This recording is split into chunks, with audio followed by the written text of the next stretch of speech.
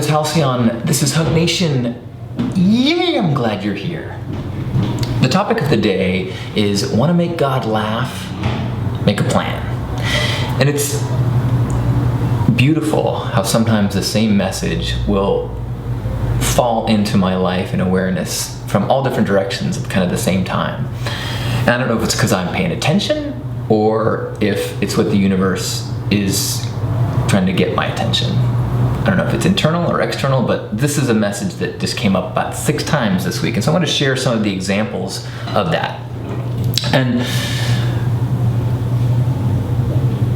my friend Doug was the one who, at the brunch yesterday, he was like, I realized that the key is to have an agenda, but not a plan to make it happen. Have an idea where you want to go, but not a plan of how to get there. I'm like, yeah, I'd like the old saying, you want to make God laugh, make a plan.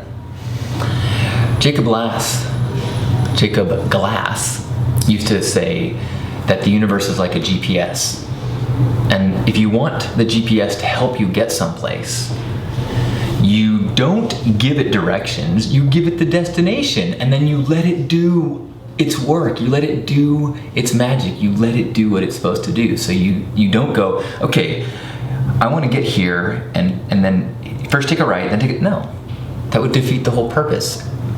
And the trust, the faith of new thoughts, the trust, the faith of floating more is about recognizing that when you can surrender and when you can put intentions and desires into the universe, ideally by writing them down, but by thinking them into existence, that then the universe can take you to those places in ways that you may not have pictured or planned on your own.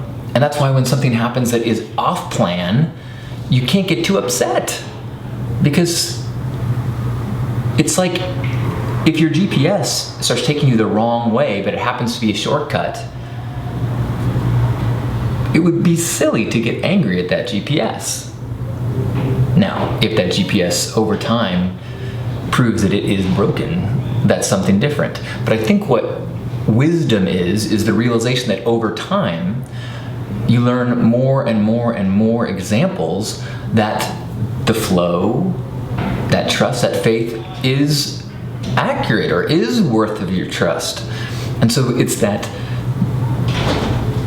kind of dual voices in your head, the one saying, that's not the right way to go, this shouldn't have happened, and the other voice going, how many times have we been proven wrong? Let's just wait before we get too upset, before we get too worked up about things not going the way we want to, before we get too attached to the way we think they were supposed to be. Another example that came up this week for me is I had a big picture life reflection. I started thinking about a chapter that I had in my life years ago when I moved into the webcam house, and for whatever reason I went back to look at some message boards that were connected to the house and to my site at the time. My big site at the time was cockybastard.com, and the webcam site, and it was a kind of painful splash of icy cold water in the face to be return to this chapter and be reminded of some of the things that were going on and some of the reactions that people had. Because kind of the story arc for me was discovering the internet, writing personal things from a lonely place, a lot of essays where I was really soul searching and trying to figure out who I am and what was mattered to me, and a lot of feeling insecure and loneliness, and it was a beautiful experience as people responded with love. And so I felt this scary, fearful place started getting more and more, this vulnerability became more powerful and became more comfortable. And when people now hear, oh, you used to be shy, I'm like, yes, I still have these shy things that shoot through me and these feelings that go through me, but the experience of sharing and then being accepted through this online digital sharing was transformative. And so during these message board postings, this chapter that I was looking at, I had been exploring, I went from being insecure to being a little bit cocky and a little bit, and I recognized at the time I was kind of almost like intentionally embracing it, being over the top, as trying to almost like flaunt and push back at all the cultural voices saying, be meek, you know, tone down, turn down your volume, turn down your light. And so I was like, I'm a superhero, I'm a big vibrant thing, and I'm not going to get off the throne just because it makes you feel uncomfortable. On the contrary, come up with me and be bold and bright with me. And which was great, and people responded to that. And then I started to explore things, the webcam house and showering on webcam and having a dialogue about sexuality. As I became more comfortable, I realized how much shame and how much insecurity I had about sexuality, so I talked about it. And a lot of people really said, you've lost it, dude. Like, you had so much potential, you had so much, like I'm not gonna tell you what to do, but you're off track, and and I remember at the time how hard it was to hear these people that had been so supportive, had been so loving, had helped me grow so much and believe in myself so much, kind of was saying like, you're wrong, you've now taken a wrong turn. And I had to go through this thing of like, do I trust this feeling that this is the right path? Do I trust the flow? Or do I listen to all these voices and this kind of common sense things? It's like, you're risky and this is bad. And I, against popular opinion, kept following the flow for me, which kind of went to some places that were not socially acceptable. And my family was like, whoa, and friends were like, whoa. And so the pendulum went to this kind of extreme place, and it kind of evened out. And I look, and I'm reading these things now. I was reading these posts where people were being so critical of how shallow I was and how, off base I was. The same weekend, I'm reading these things that happened, over 10 years ago. The same weekend that we celebrated the 4-year anniversary of First Saturdays, a charitable event that came to be not because of a plan, not because of an intention of trying to do good in the world, but because of doing that exact same process of following, of trusting, of going with the flow and feeling what feels right. And I honestly don't think that I could have arrived in a place where First Saturdays spoke to me and called me to act in these ways, and I don't mean like called to me, I mean like it just was the right thing at the right time with the right people and the right energy, and it was all, but I think that flow worked and felt right, and I could trust it because of this whole arc, and because of all these extreme things, and because of these like sharp things that then got softened, and the whole process was important. So this GPS arrived me to a place of service and love, taking a route quite different than what most people would have mapped out for me if I asked them, well, how do I get to a place of service? They would say, well, you should go work for a nonprofit, and you should go become a teacher, and you should do this thing, and my GPS said, I got another idea, and I said, okay.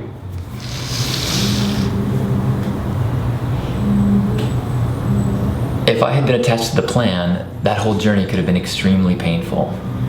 But instead, I was exposed to people and adventures and everything perfect and as it was supposed to be, unique to my path. And I was thinking about how significant that simple lesson of letting go of your attachment to the way it's supposed to be, letting go of your plan,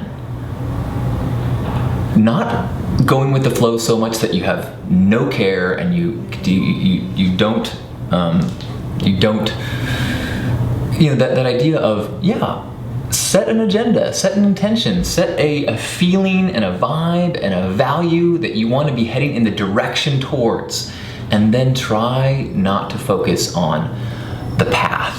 Let the path meet you. Let the road rise with you. Let the road rise to you. Something like that.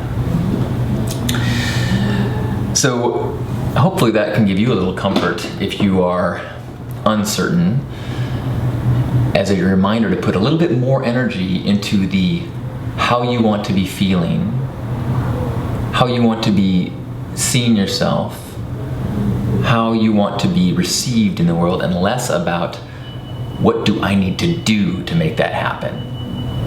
You gotta do stuff. You still gotta do stuff. Every moment is an opportunity to make a choice and an action. I'm saying that to myself as well.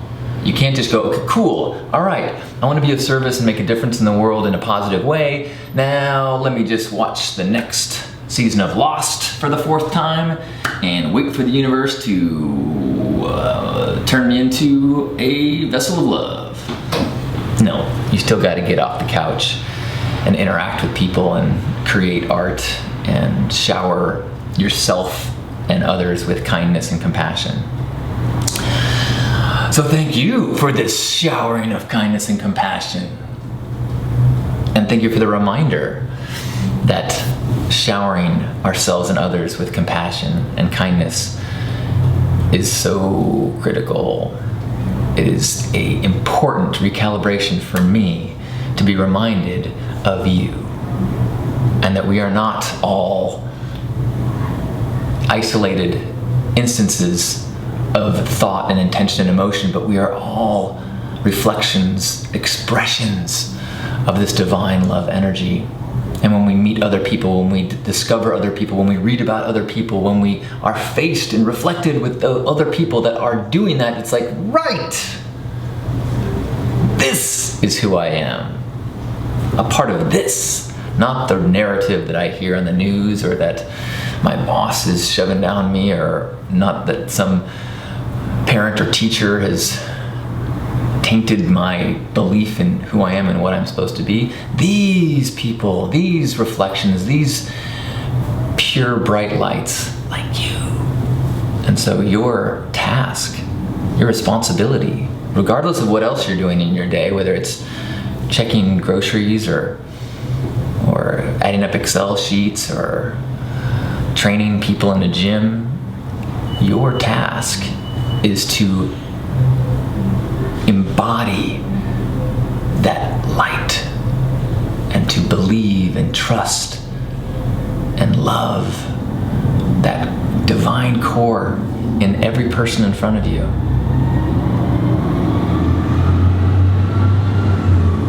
Thank you. I love the divine core in you. I'm so grateful that as you shine, it gives me and everyone else permission to shine brightly too. What a beautiful world it is, basking in the light.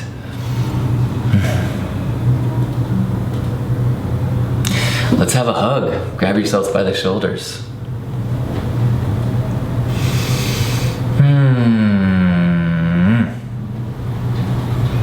And this body that gets caught up in tasks and sometimes has ailments, but remember how many cells and systems are working perfectly.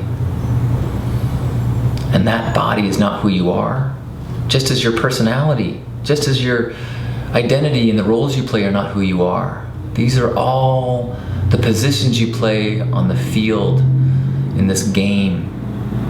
But deeper than that is that light. Deeper than that is that love. So when in doubt, sink back into that love, and that's when the agenda and the plan and the path, the map that you've created, you can just let it dissolve and let the light shine and let that path be illuminated for you. And as you do it, you shine the way for others. Let's take 3 breaths in through the nose.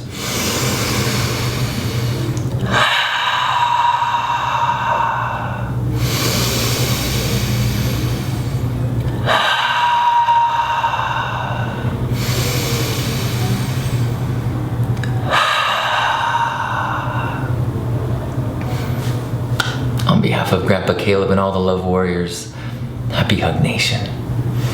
I love you. Thank you for being you and shining your light. What a gift! What a gift to be alive. What a gift you are to the world. Namaste.